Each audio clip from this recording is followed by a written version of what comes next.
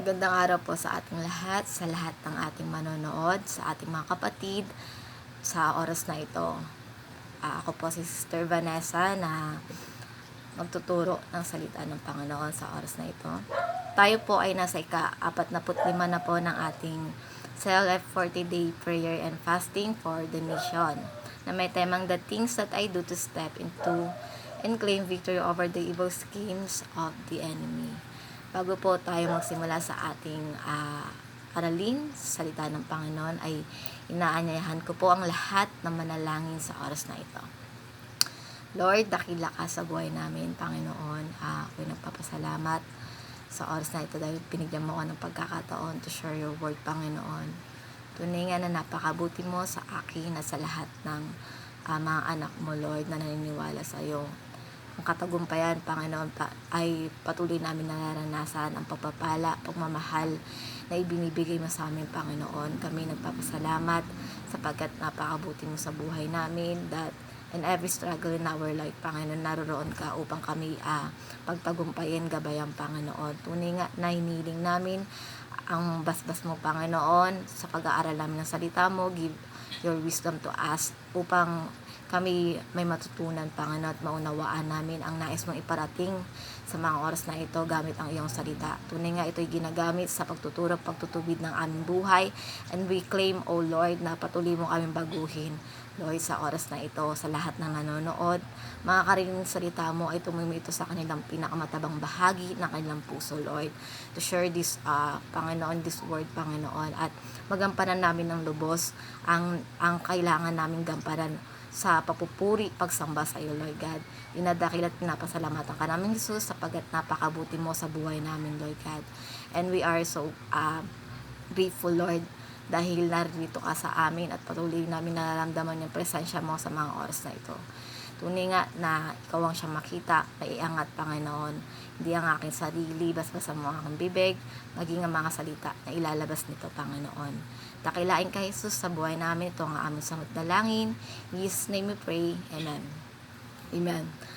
Tayo po ay merong uling tema na things that I do to step into and claim victory over the evil schemes of the enemy. So, dito ano ba yung mga evil schemes? Sabi dito, ano ba yung mga step na kailangan natin gawin upang mapagtagumpayan yung mga kasalanan, yung mga evil schemes, ng mga gawa ng dyablo sa buhay natin, which is nararanasan natin palagi dahil narito nga tayo sa mundo at lagi tayo at marami prone yung mga pagkakasala, yung mga temptation.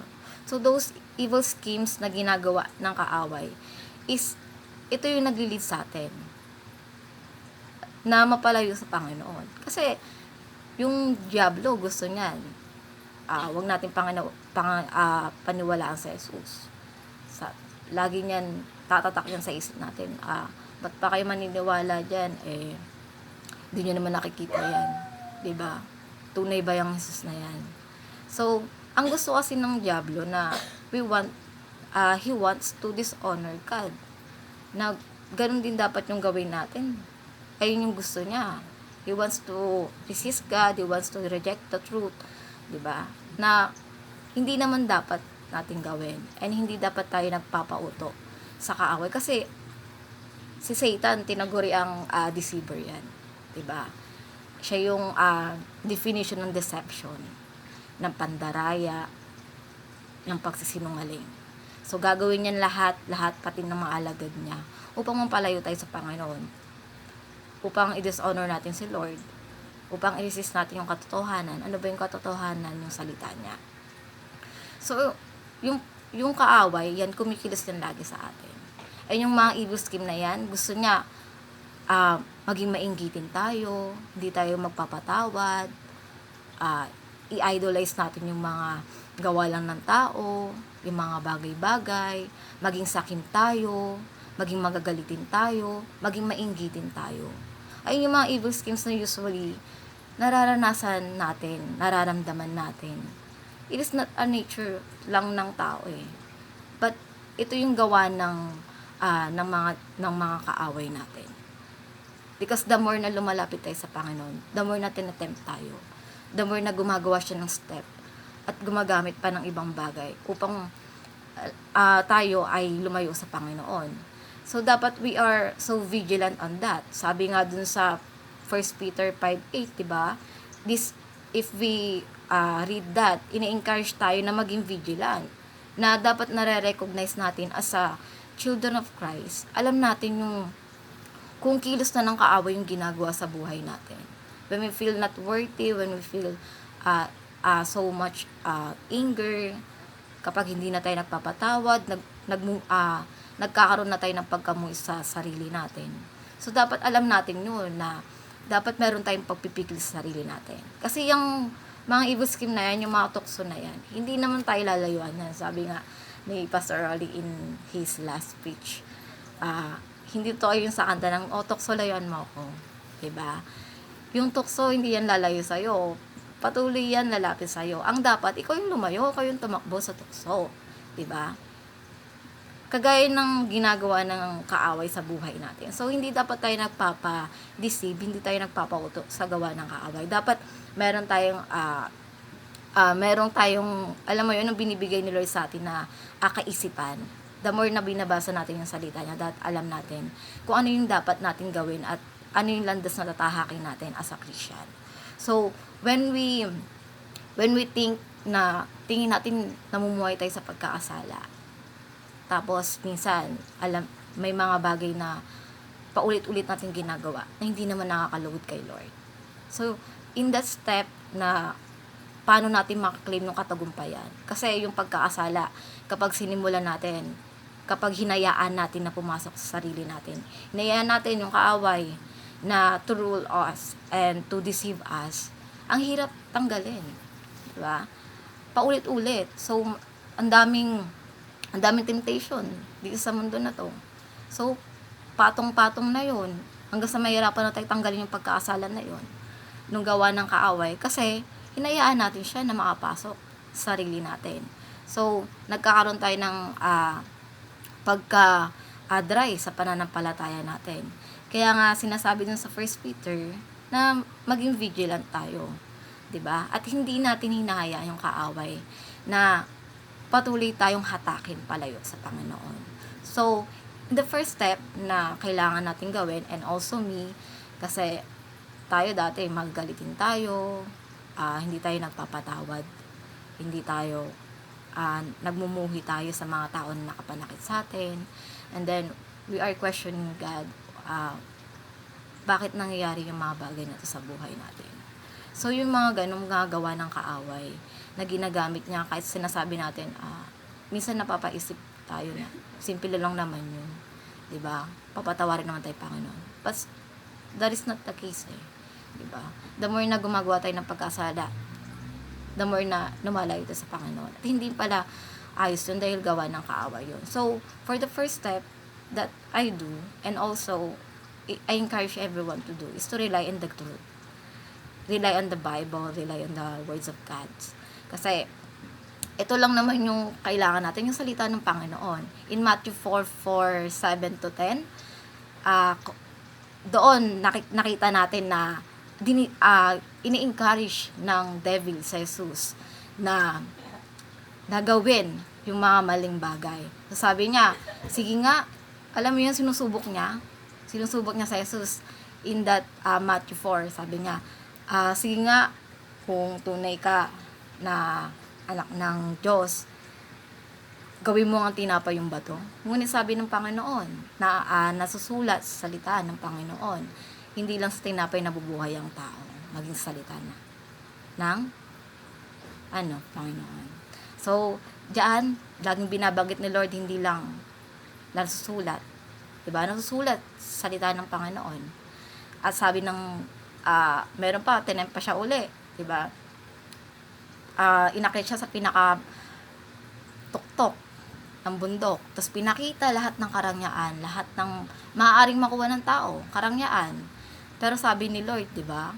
Sabi kasi ng Diablo doon, bibigay ko sa iyo lahat ng karangyaan. Sambahin mo lang ako, magpa-tirapa ka at sambahin ako. Pero sabi ni Lord, walang ibang dapat paglingkuran, kundi ang Panginoon lamang. Ang dapat sambahin lamang natin ang Panginoon. Which is the truth. Diba? At iyon ay nasusulat sa salita ng Panginoon. So, 3 beses sinabi ni Lord, nasusulat sa salita, 'di ba? Na dapat ayun, si Lord lang yung dapat pagsimbihan natin. At if you want to resist the devil, if you want to resist the evil scheme na ginagamit ng kaaway sa atin is, we should rely on the words of God. Kasi nga, ayun yung kailangan natin. Because the word of God is stable and trustworthy. Doon tayo nagtitiwala. Kasi ito, nagtuturo sa atin to resist the evil. And paano tayo mamuhay ng karapat dapat kabanal-banal sa harap ng Panginoon habang tayo ay namumuhay sa mundong to. So we should rely on the scripture. Hindi sa ibang tao, hindi sa sarili natin. 'Di ba? We should to resist the devil and encourage everyone na hindi magpauto sa gawa ng kaaway. So, we need the truth, 'di ba? Ayaw yun ng kaaway, nung katotohanan. Kasi the more we walk in the truth, the more na binabasa natin yung salita ng Panginoon, the more na sinasabuhay natin yun. The more na lalapit tayo kay Lord, the more na hindi tayo gagawa ng pagkakasala, the more na ma-resist natin yung gawa ng Diablo, at hindi agad tayo ma-deceive ni Satan. 'Di ba? Yung mga temptation, marami sa account ng Bible. Unang-una, in the first scene, which is, dahil nga deceiver si Satan, ang ginawa niya, tinisib niya si Eva, kainin mo yung prutas na yan. 'Di ba? Baka sinabi ba ng Panginoon? Ayun yung sinabi niya kay Eva, 'di ba? So, kinain niya, na-tempt sa Eva. Siguro masarap yung prutas, kinain niya. At sinabi ng na, 'di ba? Kahit winarningan na sila na bawal kainin yung prutas na yun. So, ayun yung nangyari. Tinempt niya si Eva. And then, sino pa yung na-tempt? In the Old Testament, sila Ananias and Sapphira. 'Di ba? Nung pinagbentahan ng arian nila, dapat i-offer nila lahat. Pero hindi nila in-offer lahat. That's why the wages of sin nga is that, 'di ba? Namatay sila. Na-tempt sila sa kayamanan. And then si Judas Iscariot, pinagbili niya si Jesus sa pera din. So, there are so much temptation here. 'Di ba? Lust, immoral things, pera, temptation. Naakit tayo sa pera. Kapag sobrang nating maraming pera, nasa atin na lahat, minsan nakakalimutan natin si Lord na magpasalamat. Kakalimutan natin si Lord na siya yung nagbibigay ng lahat na meron tayo. So, those are things na dapat maging aware tayo. Hindi tayo dapat nagpapatem sa mga material na bagay, sa mga napapanood natin. If you are pagod na ganun, kung hindi natin alam gagawin natin, hirap tayo makaahon sa mga ganung bagay. We should rely on the words of God and pray. Say the name of Jesus. Jesus, tulungan mo ko to resist this. 'Di ba? May mga bagay kasi tayong hindi natin kaya sa sarili natin. And the more na nahihirapan tayo, dapat the more na lumalapit tayo kay Lord. 'Di ba? And hindi lang tayo nagre-realize sa sarili natin, na yung katatagan sa sarili natin. Dapat we always put the helmet of God, the armor, sa Ephesians 6:11, 'di ba? If you want to resist evil scheme, you need to put the helmet and the armor of God. Na makikita sa 6:11 yun. 'Di ba? Kasi when we wear the helmet of God, tayo pinaprotektahan tayo nun, 'di ba? Yung helmet of salvation ni Lord. The more na malalaman natin kung gaano kabuti si Lord and kung gusto talaga natin maligtas, we should worship God and praise God with all our heart. Na walang kasinungalingan, na tunay yung pagtanggap natin, na tunay yung pananampalataya natin sa Kanya. So, kailangan talaga natin mag-pray and gamitin yung mga salita ng Lord sa buhay natin. Kasi when we pray and when we exercise intercession, kasi doon natin nakikita yung mga dapat nating gawin. Kasi when there are things na complicated sa atin, na ginagawa ng kaaway and nilalay tayo sa Lord. So, dapat the more tayo na lumalapit nga, nagpipray, di ba? Kasi doon nare-reveal yung power ni Lord sa buhay natin. Let God na sa atin na kumilos sa buhay natin. And when we pray, say the name of Jesus, that Jesus freed me, Jesus help me to resist temptation, Jesus overpower me. Ayun yung mga dapat natin gawin. And we should rely. So, those are steps na gawin natin. Diba? Put the helmet of salvation of God. Pray and enter in intercession. And rely on the word of God. Kasi, ang Diyos lamang ang ating tagapagtanggol. Diba? Tayo, we want victory. Pero ang kumikilos ang Panginoon, diba? The victory itself is Jesus. Hindi tayo.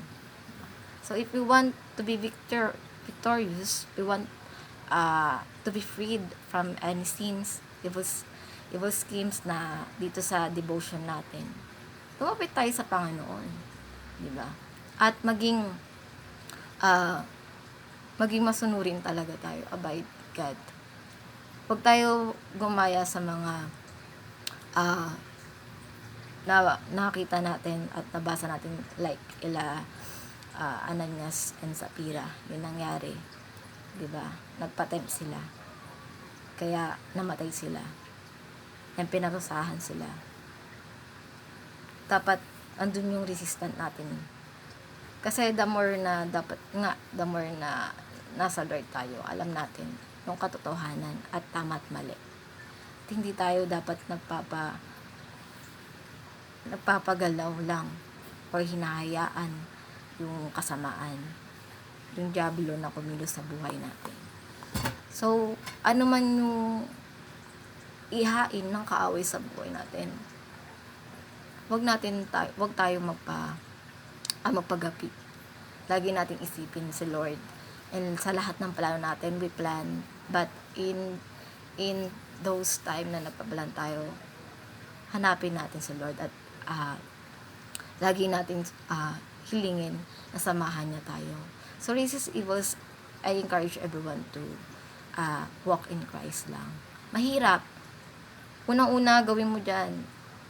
After those things, after you rely on the word of God, after you resist, be vigilant, and to pray is, bunutin mo yung pinakaugat na nagiging dahilan ng pagkakasala mo. Diba?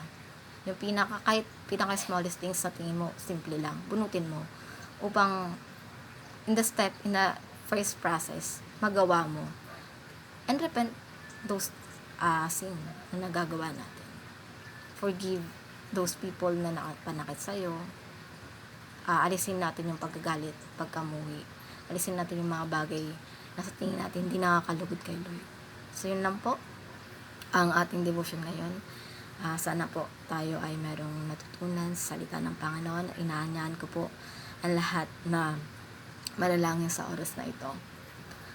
Panginoon, salamat, Lord, for this time na pinagkaloob mo kami sa oras na ito. Kami binigyan mo ng pagkakataon, Lord, to share your gospel, Lord. Bagamat may mga dinaramdam kami dahil sa pabago-bago ng panahon, kami inuubo, Lord. Sinisipon, hinihiling namin yung kagalingan na nanggagaling sa iyo, Lord. Ano man yung karamdaman na dinaranas ng iba, paghihirap, and those people, Lord, yung mga anak mo na ginagapi, Lord, binubuyok ng kaaway upang magkaroon ng pagkasala, Lord. Protect them, Lord. Put your armor, Lord, your helmet to them, at para ma-resist nila yung evil, Lord God. Patuloy nga na kiniklaim namin yung victory, Lord God, sapagkat kami nasa iyo at kami anak mo, Panginoon. Tunay nga na kung tinanggap ka namin, Lord, ay wala na yung dati na yung pagkatao. Lahat ay bago na, and those those things na ginagawa ng kaaway sa amin, Panginoon, ay wala ng lugar sa amin, Lord God. Binibreak namin in Jesus' name, Lord. ang lahat, Panginoon, ng pagdisid ng kaaway sa puso't isipan namin, Lord God. Mamuhay kami ng karapat dapat kabanal-banal sa iyo, Lord. Ikaw ang amin siyang laging namin maisip at makita ng ibang tao sa amin, Panginoon. Kami, Lord, humihiling na ang protection mo, ang paggabay mo, Panginoon, ang pagpapala, ang pag-asa at kapayapaan, Lord, ay patuloy na yung maranasan sa oras na ito, Lord God. Sa lahat, Panginoon, abutin mo sila ng banal mong kamay, abutin mo sila, Lord, ng pagpapala mo upang maranasan nila kung gaano mo sila minamahal, kung gaano kakabuti sa buhay na bawat isa, Lord God. Tunay nga na turuan mo kami na mamuhay, Panginoon, magpuri ng tapat sa iyo, Panginoon. At ikaw ang siyang laging makita, Panginoon, sa buhay namin, Lord. We are claiming, Lord, na ikaw lamang ang patuloy na kikilos sa buhay namin, Lord God. The victory is yours, also on us, Lord God. At wala nang magiging parte ng kaaway sa buhay namin. Wala na, Panginoon, sapagkat ito'y binabali na namin. Kung meron mga tali, mga tanikala, Lord, na ginagamit ng kaaway, Lord God, break it, Lord, in Jesus' name. At ito ang aming samot talangin, Lord God. Salamat, Panginoon, sa kabutihan mo. Salamat, Panginoon, sa pagpapala, sa pagtulong sa aming, Panginoon, upang malagpasan lahat ng pagsubok, upang kami maging matatag at tumayo pa, Panginoon, sa aming buhay, Lord God. Kami patuloy na mamumuhay ng kabanal-banal sa iyo, Lord God. Turuan mo kami at pakalinisin, Lord God. Patawarin sa aming pagkakasala, Panginoon.